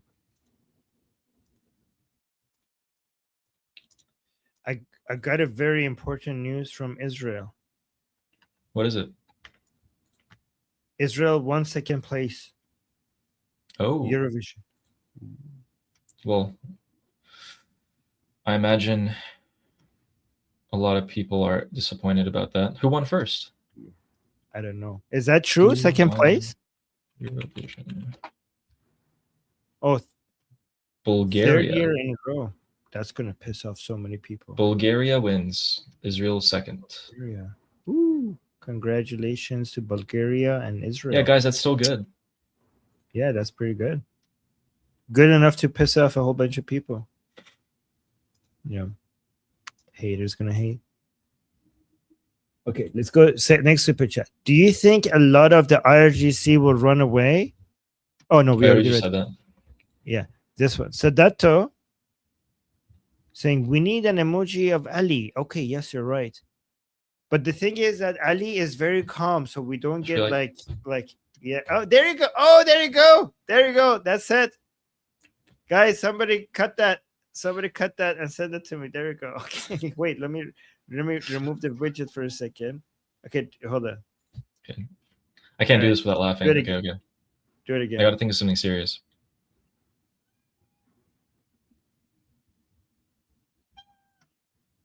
Perfect. Got it. Okay. That would be our emoji. Fantastic. Okay, good. Thank you, Sadata. Thank you for the suggestion and the super chat. And then we have, I don't know how to, Jail Struss. Yeah. I'm saying my child in the Navy says, I hope their people can get back to how they were pre-70s before IRGC. Oh, thank you. Thank you. Well, thank you for his or her service. Thank you so much for your service. and saying, I give news since hard to get on ship. Oh, thank you so much. Well, thank you for your support for the Iranian people and also the service of your child and also for supporting this channel. Appreciate Yeah, that. thank you very much. Thank you. Mark of Reality saying Benny Johnson said there was a large explosion in Israel. Any news about that? Yeah, did you see any news about that? Yep, I have the video right here. Okay, show. Who did it?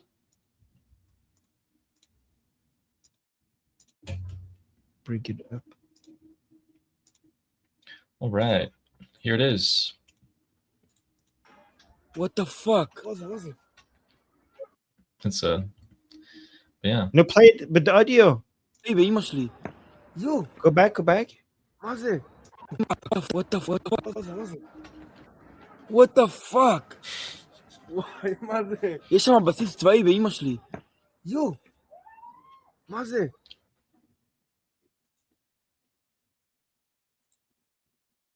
Wow, who's doing this? That's an unusually large explosion and fire. You know, usually you only see that with like the 2,000, 4,000 pound bombs or a munitions dump was set on fire. It's quite large. This is what Times of Israel is saying a large blast was heard near the Jerusalem area city of Beit Shemesh this evening at a testing ground belonging to the state-owned Tomer defense firm. In a statement, Tomer, which develops engines for rockets and missiles, says that the blast was a pre-planned experiment that was carried out according to plan. Yeah, I saw that it was claimed to be pre-planned, but I also see people claiming that it wasn't. I don't know. It's very interesting timing. Israel's Can News later claimed the incident was controlled explosion carried out inside a civilian factory. No injuries or damage. You know, I believe, you know, Israel's news, I would believe it. So there's a... And then we have Ondra. Well, let's go back here. Ondra saying, how was or would be relationship between ISIS and Iranian regime? So the Iranian negative, but sometimes used as a tool when they need to.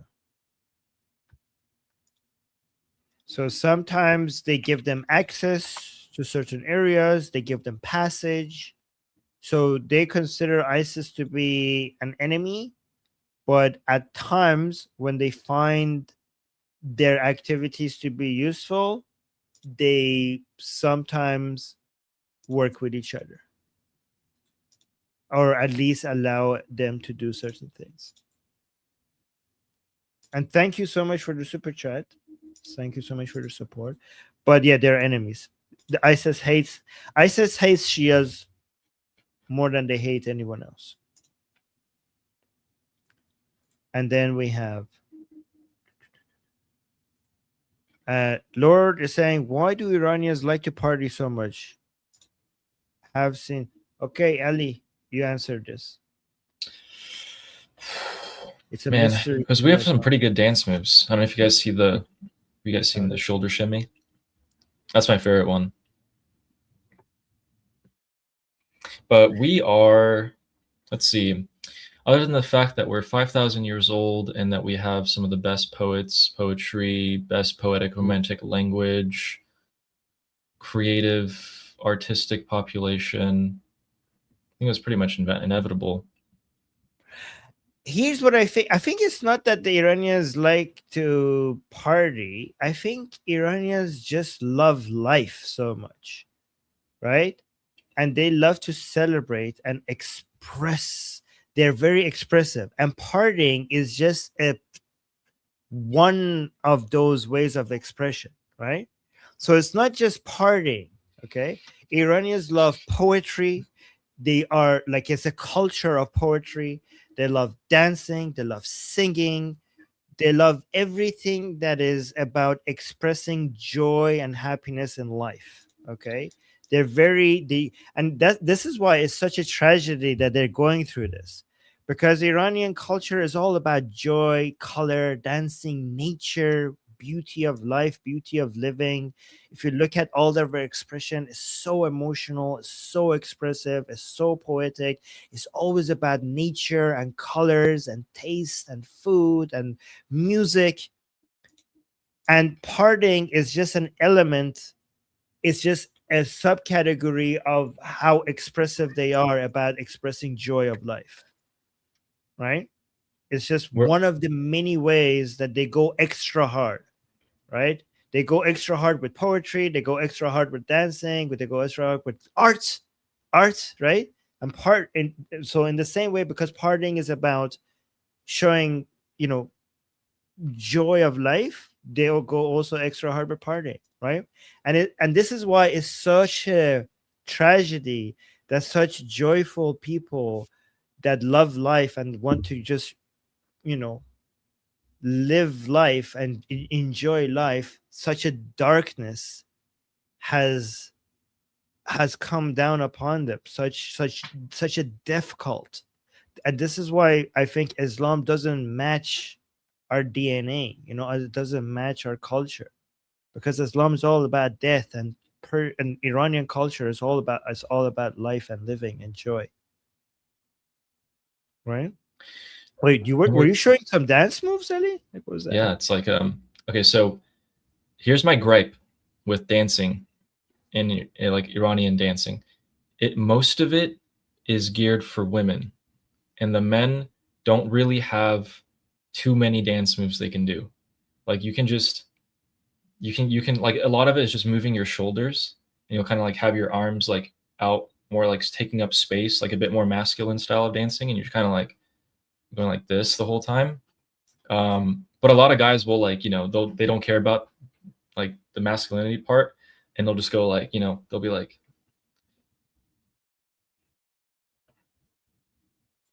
then they'll just go all out. So, but if you're a woman, you can do like a lot more elegant stuff. Like you can just be like you can be like, you can do all that stuff, and then well, I don't. Yeah, I mean, the Iranian men do dance a lot. Like, hold on, let me show you this. We do. They do. This is how Iranian men dance. Hold on, let me remove this. Look at this. Hold on, where's the sound? I like doing that one.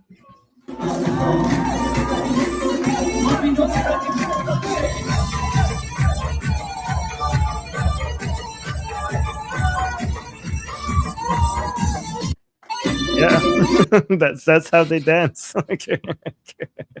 This is very Persian, isn't it? This is very Persian dancing. The song, the dancing, that gathering. Oh my god, this is like such a Persian style gathering. Like, oh my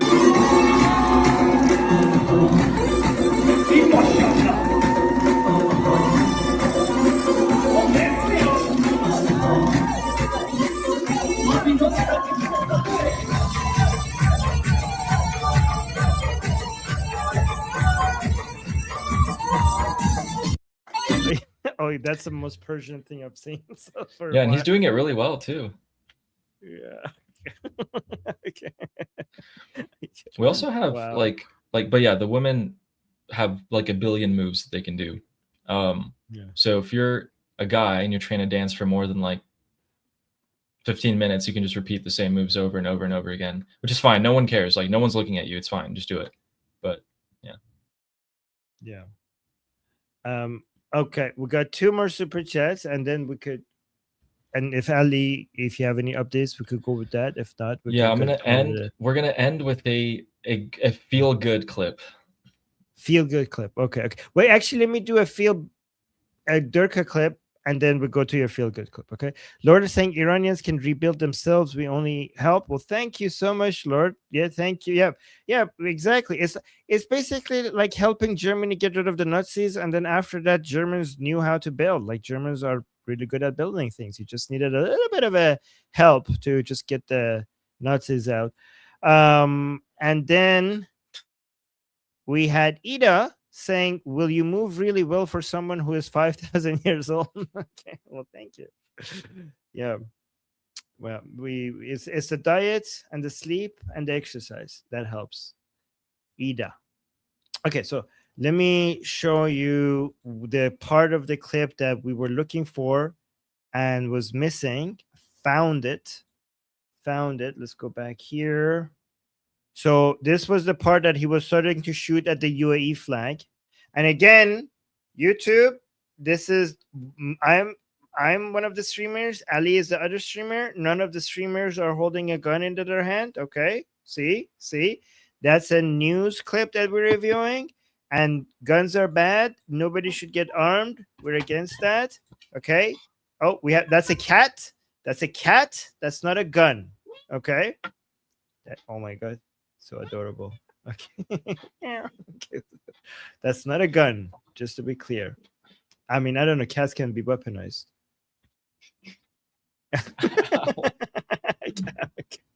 Okay. All right. So let's look at this. آماده‌ام. تشکیل خط نشانه بله. با نام بذار پرچم امارات رو بگیرم. احسن. Oh, look. This is بذار پرچم امارات رو بگیرم. Let me aim at the UAE flag. خب تشکیل خط نشانه رو بدین. حبس نفس. آتش. با نام و یاد الله آتش. یا الله. What the hell? So let me. Okay, I'm actually not going to tell you the instruction. He just told him the instructions: do this, do that, hold your breath, and then fire. And then I don't know what that was. آتش. Wait, was that a real bullet or a blank? با نام و یاد الله آتش. یا الله. I don't know. Yeah. It kind of sounds like a blank, but let me go look at the video again and like the whole thing.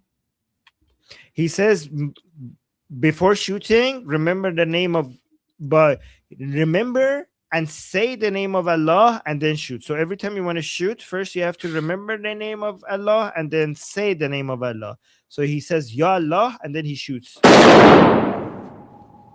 عالی. یک بار دستگیری کشید سلاحتون که از احسن سلاح هم به ضامن.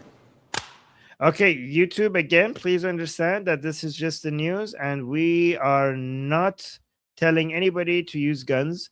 We're just showing you what state TV in the Islamic Republic is showing people. So that's that.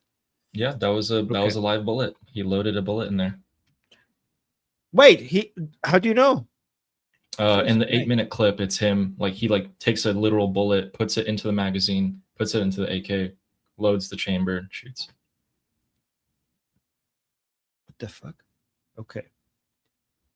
Oh yeah, Omid also saying it was real. So it was not a blank. He just shot a real bullet in the studio. Those guys' eardrums are gonna hurt, and I mean, yeah, that could ricochet off the wall. That would have been. I mean, I'm not gonna go any further. Yeah, exactly. Okay, well, show us the feel good one before. All right. So, many of you are wondering what the Iranian youth do for fun. Okay. Well, the number one pastime is you just drive around because gasoline is so cheap. You just drive around for fun. But the number two favorite pastime is. Oh, remove this. This one. Remove mine. And then add your. This.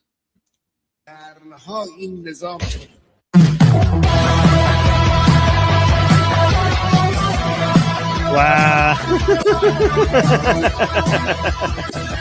Yes. Yes. Yes.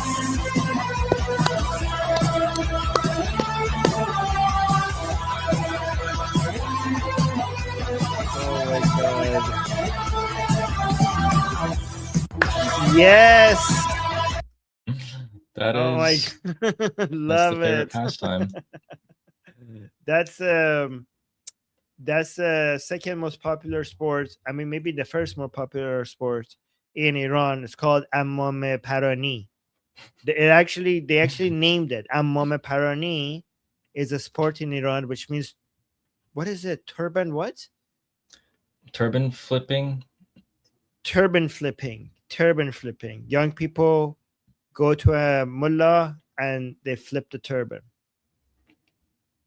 Yeah. Oh, that's great.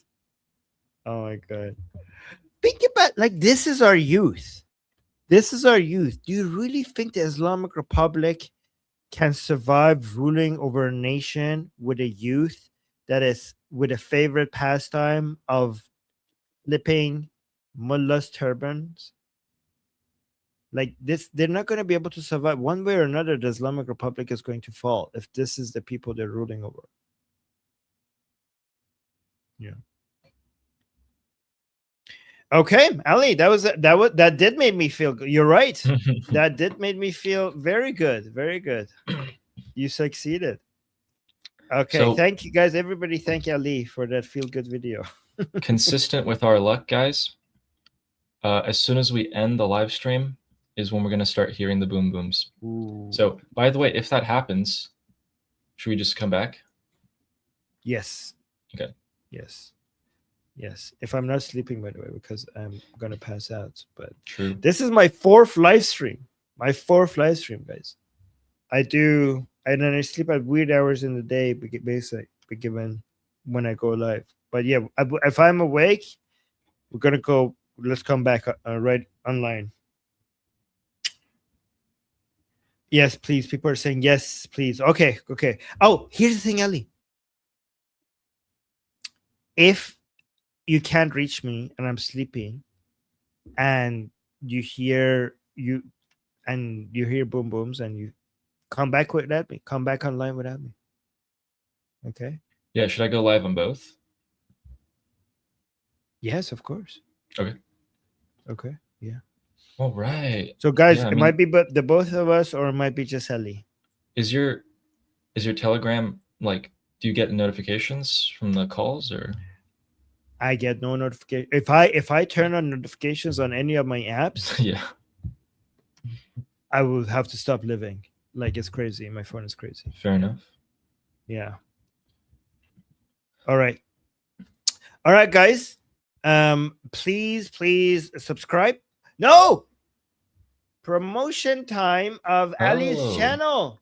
Forgot We're getting about there. that. I'm sorry. Yes, where are we? We're How at many subscribers? 609. Okay, let's bring this up. Let's bring Ali's channel up. What the hell?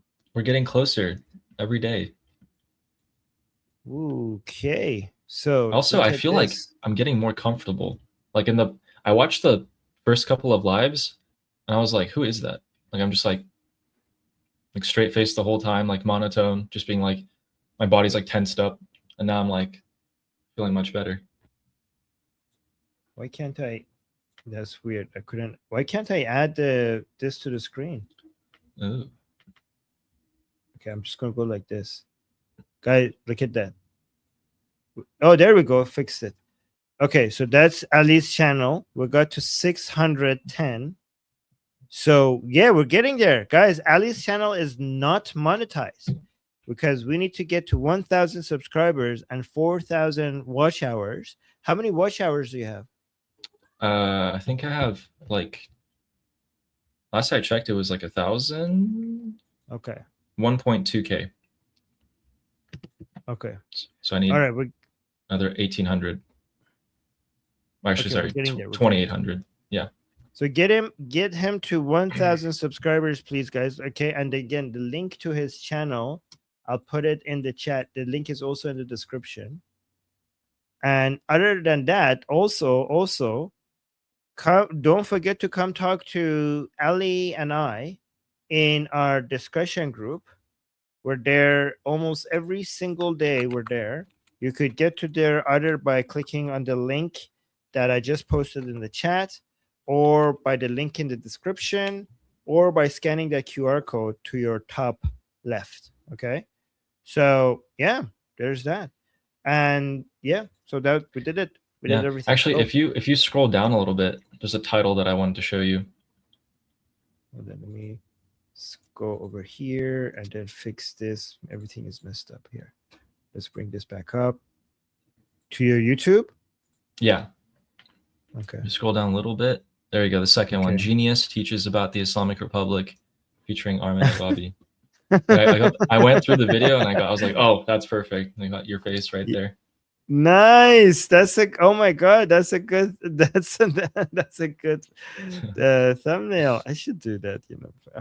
Oh, you did a good job with this one too. Yes, these are great. These are great. Okay. All right, guys. This was fun hanging out with you guys. And guys, thank you so much for all the super chats and the support. Really appreciate that. And for subscribing and also supporting Ali's channel. And we're gonna about to head out. Keep us up. If something happens, come back here or Ali's channel. Ali will go live and keep you guys updated. And you guys could have basically talk to each other here on this channel in the chat while we're basically following up on the updates. And yeah, till next time, I'm Israel Chai. Oh, before we leave, guys, you guys made me feel so much more comfortable. In the beginning, I was like super stiff, monotone, not smiling. And now I feel a lot more comfortable because I know people in the chat, whenever you interact with us, it's very heartfelt. And you guys are very, very kind. Like, you guys are all very, very kind people. So I just want to say I really appreciate you guys. Thank you. Oh, that was so sweet. Wow. Okay. That was so sweet. Thank you. Wow, Elise, you're so great. I love that. That's great. Okay. That was so wholesome. Okay. All right, guys. Now we could go. And yeah, I'm Israel Chai. Long live America. Javid Shah. Payande Iran. See you guys next time.